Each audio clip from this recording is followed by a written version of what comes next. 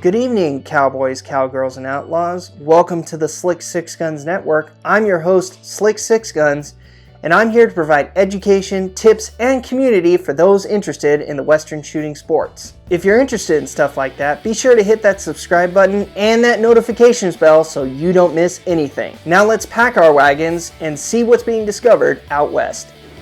Good morning, cowboys, cowgirls, and outlaws. Welcome to the Slick Sixguns Network Facebook page. I'm tuning in to you live, and we are going to have some interesting conversation as well as bring up some good pieces of equipment that I'm sure you're going to have questions about, and we are going to have a fun time talking today. So, without further ado, let's go ahead and grab our coffee and let me know what you are drinking in the comment section. Also, if you are interested in content like this and want to support it, you can always go down into the comment section at this video and you can go ahead and buy me a coffee, and maybe you could be sponsoring an episode. If you guys are interested in becoming a patron, by all means, this channel is crowdfunded, so supporters like you are really the only way that this content keeps coming. So thank you very much to those who go ahead and contribute. Links for that in the description below. Alright, let me know what you're drinking in the comment section. Let me know what you're where you are drinking, what time it is. You never know. You guys could be on the other side of the world, maybe just enjoying a nice cup of tea, nice cup of coffee, beer, wine, whatever. It doesn't matter to me. And we're going to go ahead and get started with the video. So, also let you guys know that this coffee, that these firearms, I meant to say firearms, not coffee, because this coffee is loaded, but my firearms are not. So I have safety checked them, but I will go ahead and bring them on camera, and I will show you to make sure that everyone is comfortable with what they see. Anyway, here we go. So, without further ado, we are going to be talking about my Stoeger 20 gauge. Now, for those of you who are into the Western shooting sports, you know that you're going to need a pistol, rifle, and a shotgun, or two pistols, a rifle, and a shotgun. Now, there's many variations of whatever shotgun you want, but they're, sometimes going to be, it's your selection is amazing. So, by all means, I'm not trying to say this is the only shotgun you can purchase. You can always refer to the rule book, and there's also many other sources out there. You can see that any of the shotguns that I post on this channel are going to be SAS legal, something like that. And, so you could look at any one of those. But anyway, here we go. I'm going to show you my Stoeger double barrel. All right, there we go, and she is clear. No rounds in the chamber. All right, so my nice little 20 gauge hammered internal hammer side by side. Anyway, I am going to show you this rifle, I am off today. I am going to show you this shotgun. The particulars of it, as far as, the different stuff that's on it, so you can see what something like this might come with, and then I'm going to talk about how much I paid for it, what I use it for, why I bought it initially, and also finally rounding it out with my opinion of this shotgun. And mind you, I am going to let you guys know that these opinions are opinions. They are not reviews. For those of you that want to actually look at a review that I have done, you can go ahead and click on some other videos in which I have reviewed other weapons, so that I try to give the weapon a fair review, as unbiased as I can, even though it's not really. Most reviews are going to have some type of biased opinion at some point, because some people do have a preference. Anyway, I digress. Okay, let me go ahead and show you this shotgun. It is a nice flat butt plate here. This is plastic. Mind you, the wood on this is actually relatively nice. It's not a high gloss finish or anything like that. It's not a presentation piece. It is definitely user grade. So I think it's just a very handy looking piece of wood here. It's a nice straight grip here, no pistol grip on it. It's got a safety here. Mind you, I have modified this gun, so I'm not going to go and mess with that. Anyway, but here is the safety. There is a double trigger here, one for the left, one for the right. You know, and if I got that messed up, that's okay. They fire barrels, let's put it that way. You obviously have your standard lever that's going to open the breech, and those are 20 gauge hulls, 20 gauge barrels right there, or chambers I should say, 20 gauge chambers. And it's got the extractor right there, non-ejector. I know that there are some side-by-sides that are ejectors, but I do not have any of them, and those are not SAS legal.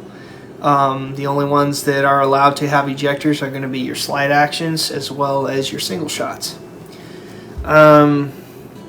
Which if you guys have looked at my channel for any length of time, you'll know that I have both. So, with that being said, anyway, going down to the barrels, they are a stainless look here. The receiver is stainless, and you can see that it's a Stoeger Coach Gun right there. So this gun is stainless, you know, as far as the finish is concerned. It's got a nice bead front sight here, as you can see, and there's those two big chambers right there. You know, for those of you that shoot the different gauges, let me know what your favorite gauge is. I'd love to know that. 20 gauge is not my favorite. I just want to let you know right now. I actually do like 12 gauge a lot more. I have not shot anything bigger than a 12 gauge as far as shotguns are concerned. So, you know, you guys can always let me know what that's like.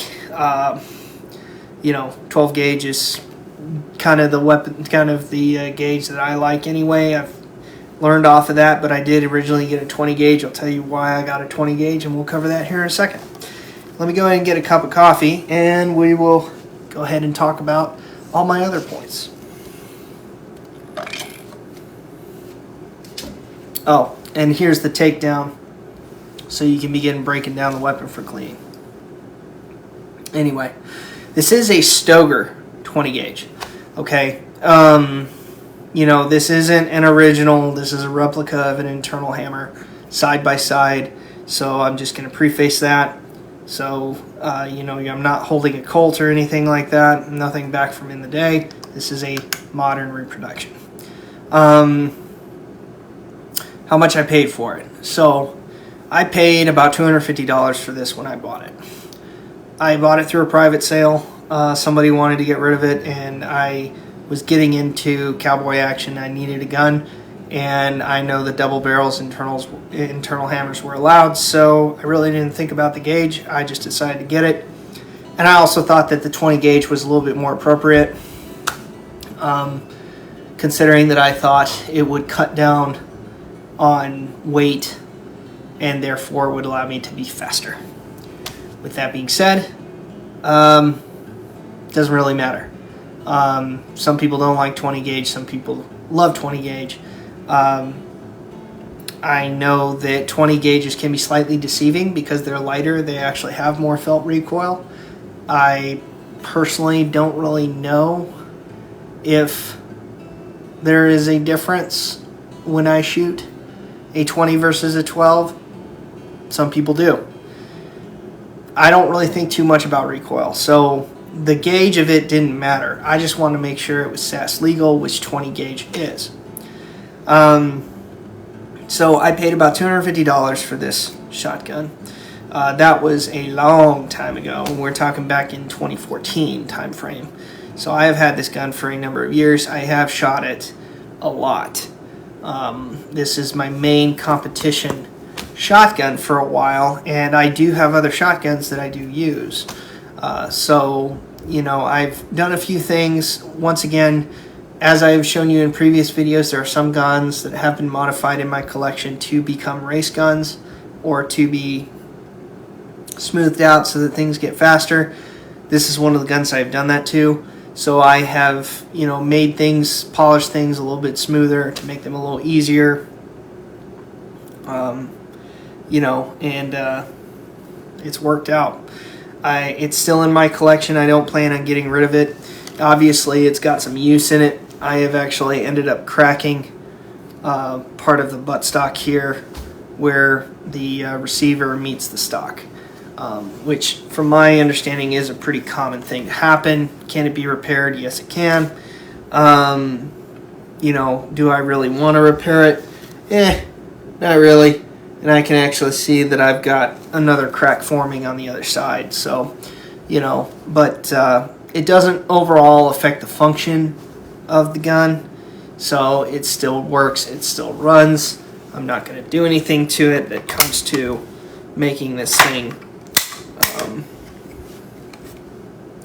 look better than it already is. I do like the look of it, though, and I guess I'll wait to hold that for my opinion.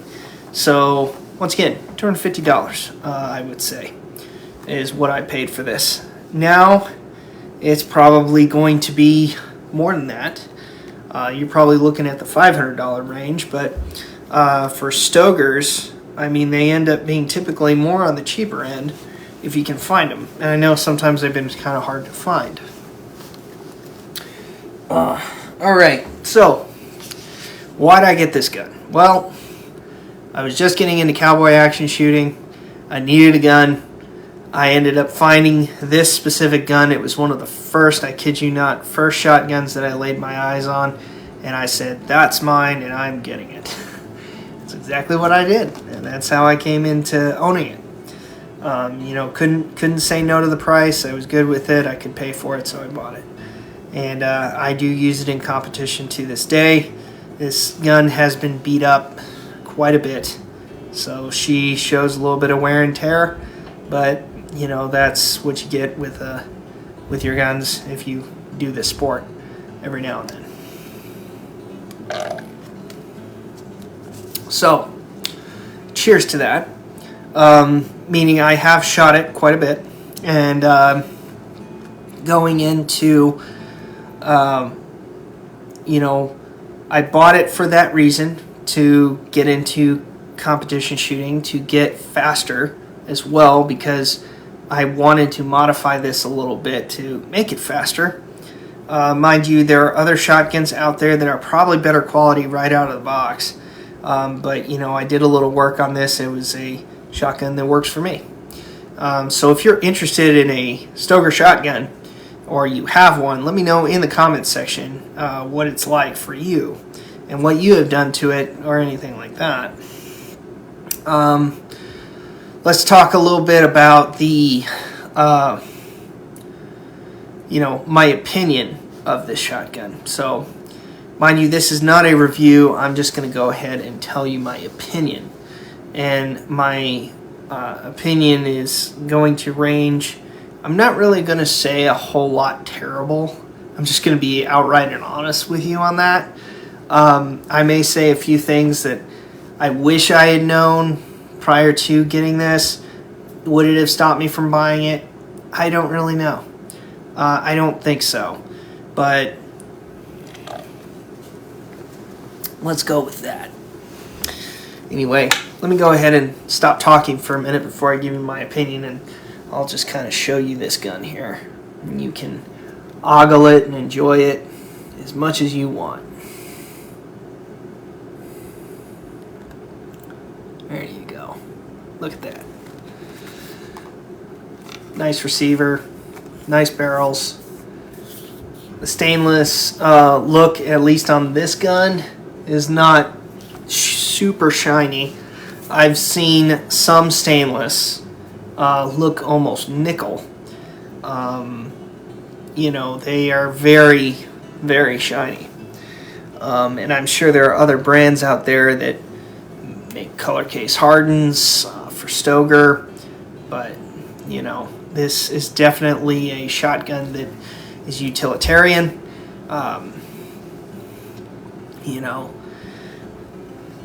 So my opinion. Okay, so my opinion on Stoeger shotguns, and in particular, this Stoeger shotgun. I don't really care about the gauge that much. It isn't my favorite gauge. So I already kind of told you that. I prefer 12 gauge just because of the diversity I can get with that. And, I can find more shotguns in 12 gauge than 20 gauge. So therefore my options when it comes to selecting firearms actually is more open. So the gauge is not really something I'm a fan of. You can find 20 gauge, but not as often as 12. My thoughts on using this in competition. In my experience, for the shotguns that I use, I am probably faster with this shotgun because I have had more practice with it. That doesn't mean that the other firearms that I have mean I'm slow. I think it's great for competition because this shotgun I can take out there, I can beat up. As far as I can just put it through the ringer and I know it's going to shoot. So, she may not look pretty, she may not be the smoothest out there, but if I take it out there, it's going to go bang, and if I throw it on the table or on the ground for speed, I'm not going to cry. So I think, whereas I do have firearms, I do have weapons that I will baby on the range even. I'm not going to just throw them down. I will set them down carefully and maybe even give them a nice pet and tell them everything's going to be okay.